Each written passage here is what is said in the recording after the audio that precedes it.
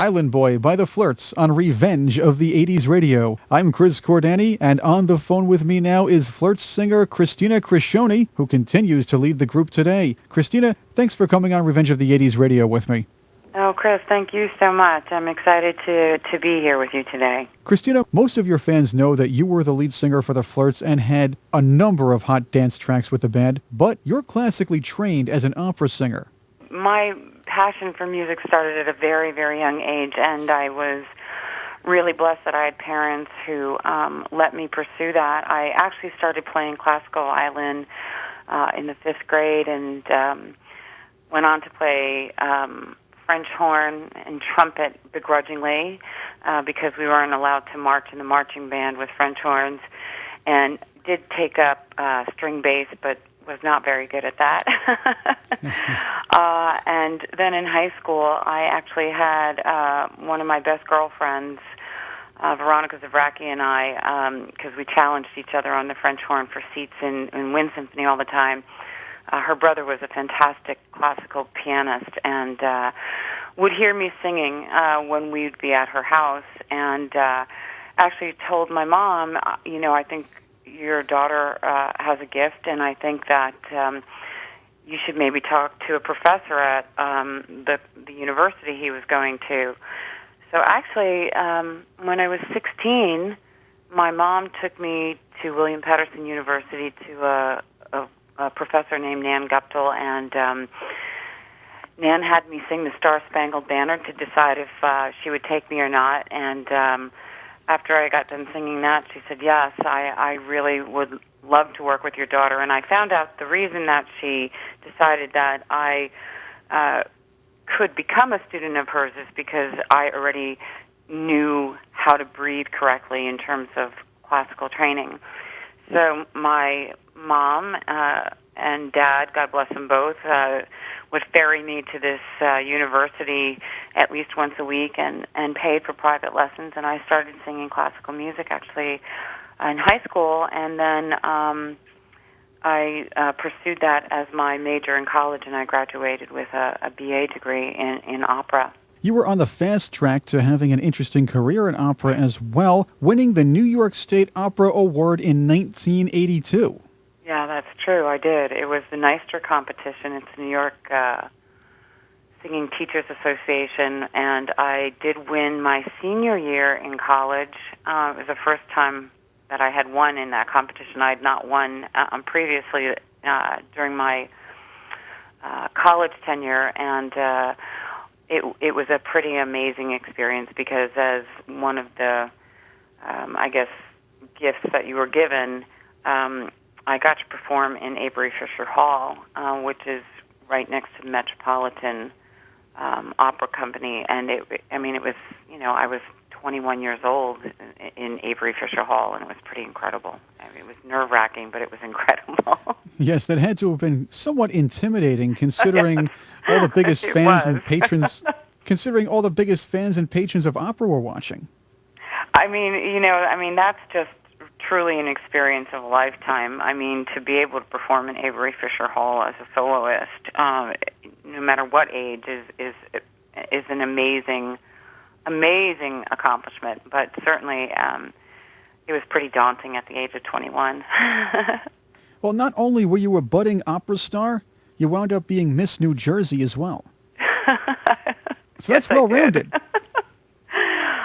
And that was the same year. My senior year of college was a pretty just magical year on so many levels. I graduated best performer of my class, 1982, William Patterson University. I won the New York State Opera competition, and I was crowned Miss New Jersey that year, and then went to the Miss America pageant that summer. So you're singing opera, you're training, you're Miss New Jersey.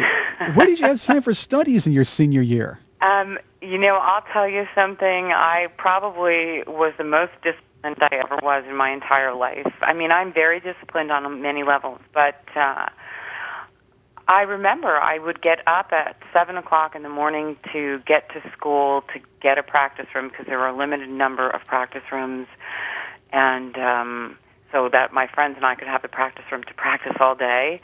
I think I went to one party. I hate to disappoint my fans, but I wasn't some crazy wild girl in college, although I made up for it. But I would get there at 7 o'clock in the morning, and I probably did not leave school until 10 o'clock almost every single night. And you didn't have time for the French horn, did you? No, French horn and violin went out the window at 16. So what made you go into dance pop? You know, that's just a karmic set of events in my life. And it has to do with really the history of everything that we're talking about right now. Was classically trained, thought I was going to go that direction, had applied for my master's degree, was accepted to both Juilliard and Manhattan School of Music, entered the pageant, became Miss New Jersey. It was during that year that things started to change. You do things like, cutting ribbons at a peach farm in the south of Jersey, and I don't necessarily think that the audience was always all open to opera, so I started singing pop.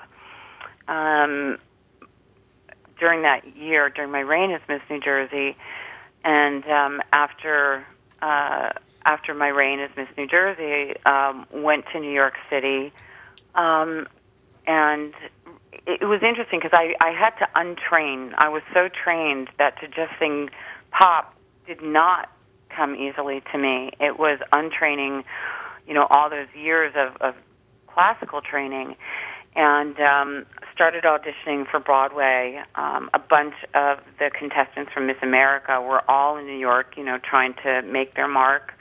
I'd say probably about 10 of us or so.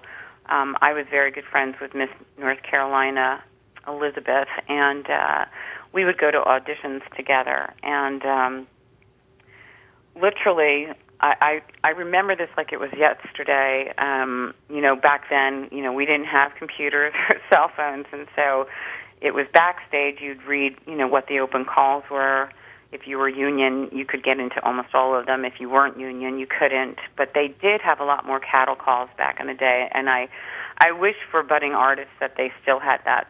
It's become so closed, union or non-union, but like I said, it was more open in those days. And I remember that day we went actually to audition for a cruise line, and I just did that to just audition. I knew I didn't want to be stuck out on a boat someplace for like 6 months doing whatever show, but, I would audition just for the sake of auditioning for practice.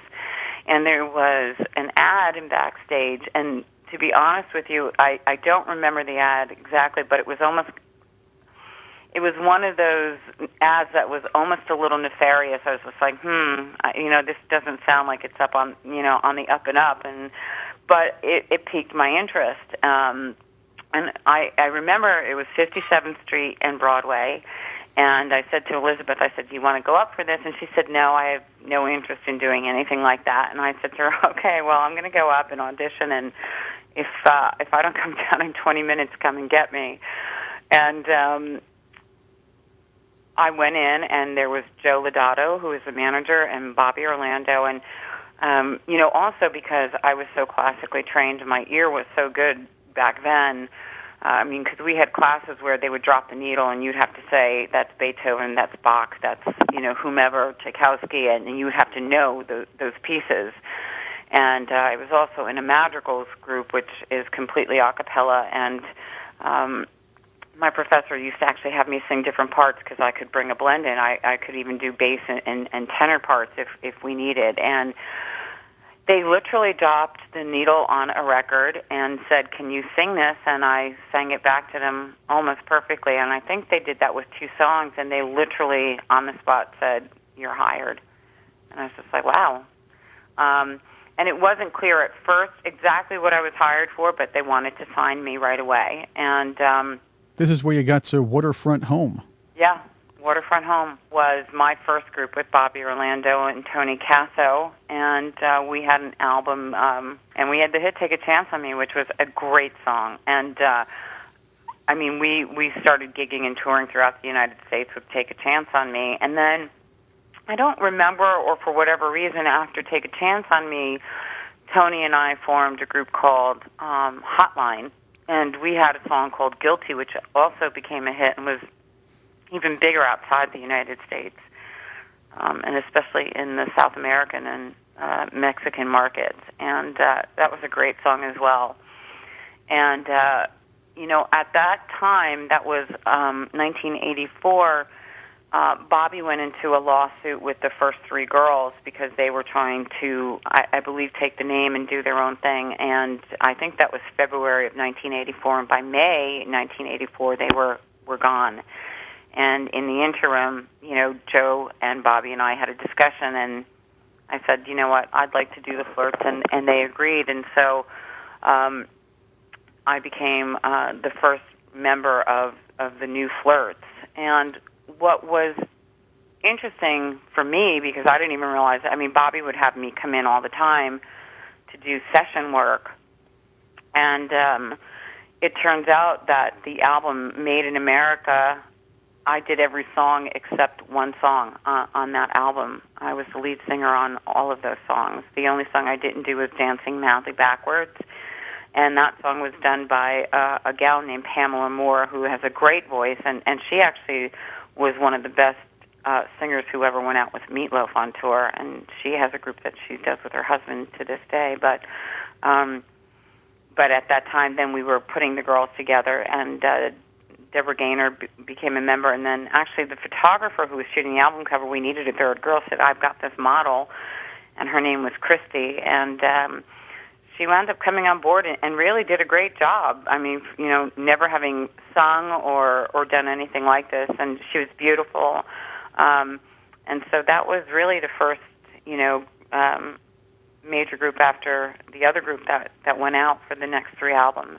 And it was a really exciting time. Christina Criscione of the Flirts is my guest on Revenge of the 80s Radio. Straight ahead, we'll talk more about the Flirts, life after the band, and what Christina is up to today, including touring and new Flirts news.